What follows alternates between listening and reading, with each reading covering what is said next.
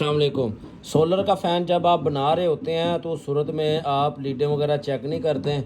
ये हमने भी ऐसे ही किया, फिटिंग कर दी, मगर ये पंखा नहीं चल रहा। ये झटके मार मार के ऐसे ऐसे रुक रुक के चल रहा है। इसकी रीज़न क्या मैं आपको बता देता हूँ।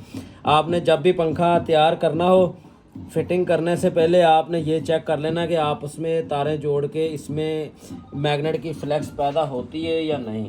जिस तरह के आप ये चेक करें, ये पंखा चल रहा है, ये दो तारें मैंने आपस में मिला दी, ये देखें, ये पंखा बिल्कुल नहीं चल रहा। इसका मतलब इसकी एक लीड नहीं चल रही। ये देखें, अभी इसको घुमा के दोबारा हम ये देखेंगे, ये देखें पंखा उसी टाइम रुक गया।